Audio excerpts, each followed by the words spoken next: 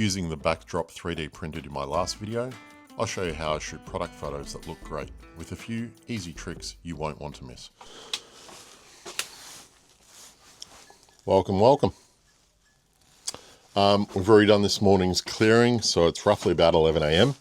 So these have all been cleared off already this morning. We've got, again, a little bit of a gap. I don't think I'm going to run any more prints at the moment. I'm going to get the overnight prints started later. I have a lot of product photos I've got to get through. And we set up this really nice new wall. Still need the multi-board, but the backdrop is really cool. I've been fiddling around, and at the moment, I have enough products in the queue I need to photograph that I'm getting a bit of a backlog. Sorry. I'm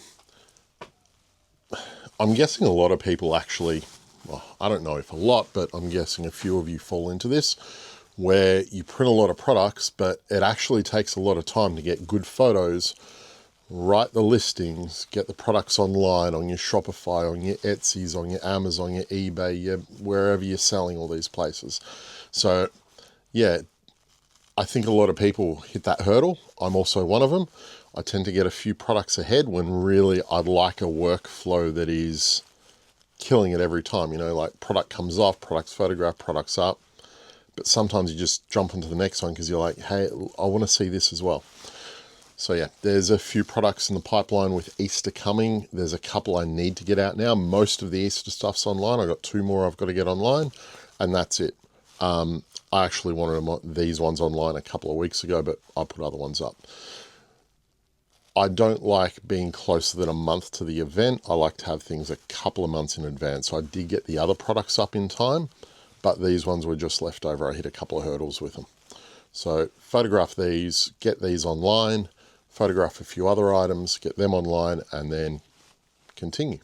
So I'm going to go through this time and show you a little bit of how you can stage things. So I've got a surface here, this one. I also have a few other surfaces. There's actually a nice concrete looking surface. There's another dark one. But for now, we're just going to, this is a white oak, they call it. It's just an IKEA door. So you can go to IKEA, they've got all different doors for all their different cabinets, and they all make really nice platforms. This is printed, seen that in the previous video. So that's our backdrop. And I like to do a bit of color matching when I'm doing things as well. So I will set this up and I'll show you what I do. And maybe it gives you some inspiration as well. Typically the lights I use are these little Aputure lights. They're really cool. I can link them down below in the description. And I use this one light. So it's got a softbox on the front of it, so it diffuses the light, gives a nice fall. And these can be used if you want it a little bit more spotty, and these are full RGB, so I use those to color match. Because I've got that on there, I can't use that tripod. But if we get creative, which we're sort of good at,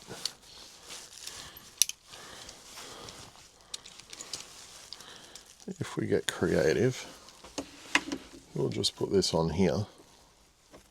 Actually, move it to the side. There we go.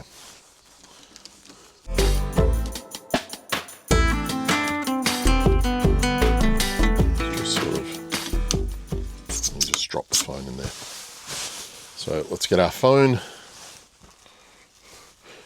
I typically like this at the bottom, but it puts the shutter button on the other side now. Because we are photographing from higher up, we're going to just do it on the right like this. Okay, this is the light we're using here. It is a P60X Amaranth. It's basically a dual color white light, so it goes from warm to cold in terms of color.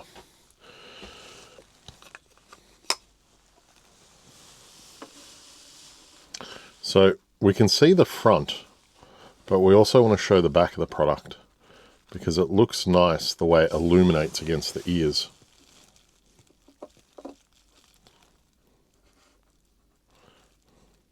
I think we're going to do it like that with the grey in the back.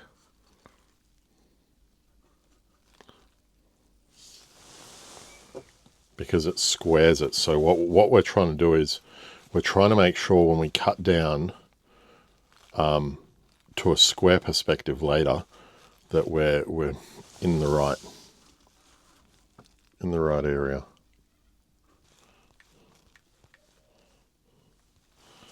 I just prefer this.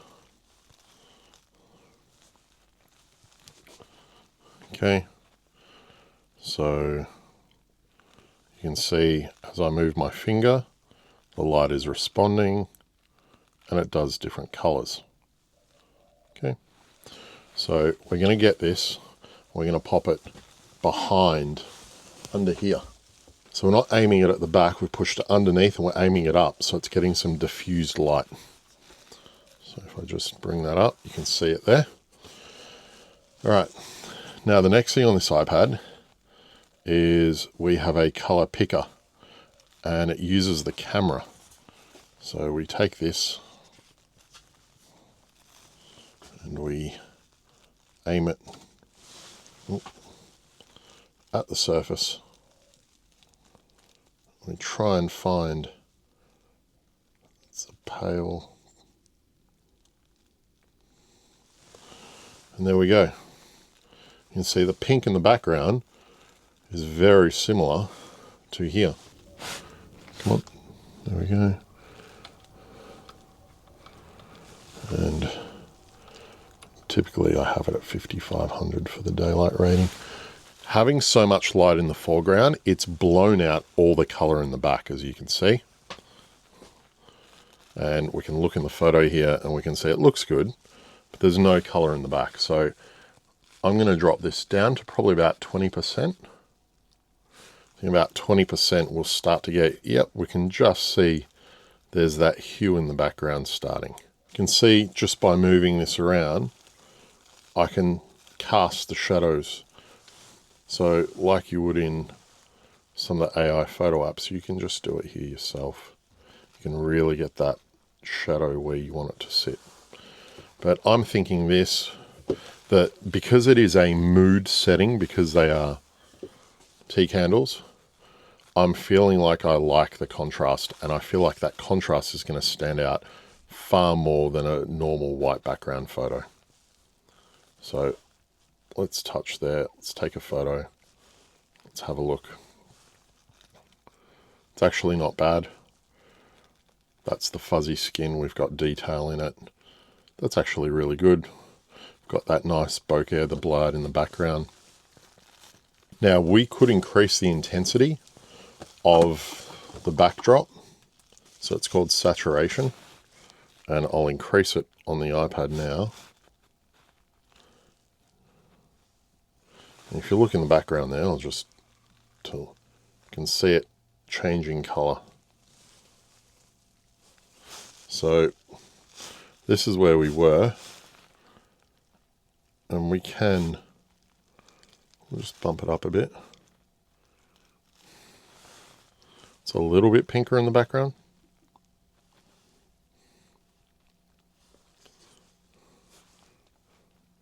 So that's a mellow. You can see that's a lot more pronounced, that color in the background. That's just color casting, and that's going to look really good. Like if we crop this, I'll just do a crop to square because a lot of these platforms do a square photo. It moves in, and that's what your photo is going to look like.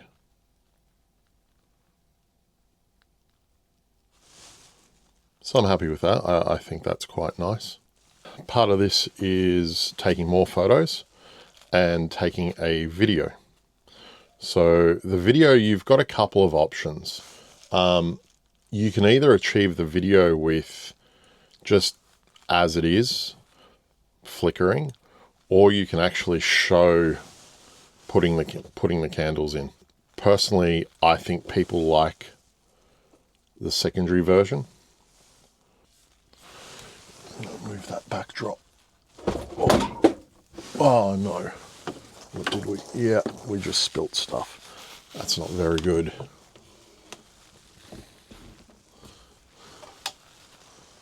That's not very good. All right, we've just had to clear up from our mishap of spilling our drink on the bench, and we're back. So something I usually do, which I didn't do this time, is blue tack. Now you can get, I actually like the white tack more than the blue, but anyway, just put a dab of it on the bottom of your product, or you can use double-sided tape. Nice thing about the blue tack compared to the tape is that even once it's stuck down, it'll stop you knocking it, but it will allow you to twist because it's a malleable surface. So if you knock it, you do anything, your photo remains in the same area. So you just sort of flatten it out. Try not to do one big heaped ball, otherwise it will sit uneven. So let's just turn on, it keeps doing this macro mode.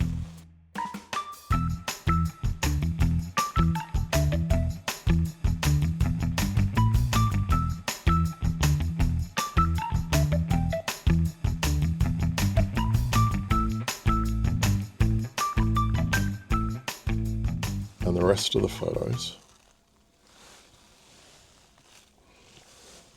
I will do by hand like this. So I will go over the top. Now I'll move this in a little bit.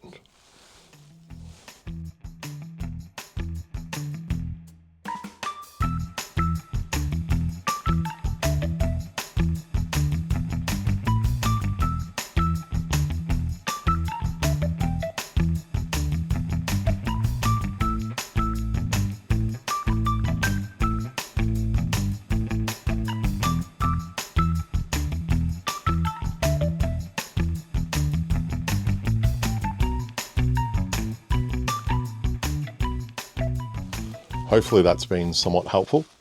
That's just how I do it. Now I'm going to go do the other colors. Because the gray is blue tacked in and it is the constant color of the three products, it'll stay where it is, and we'll just swap the blue and the peach and we'll get the photos.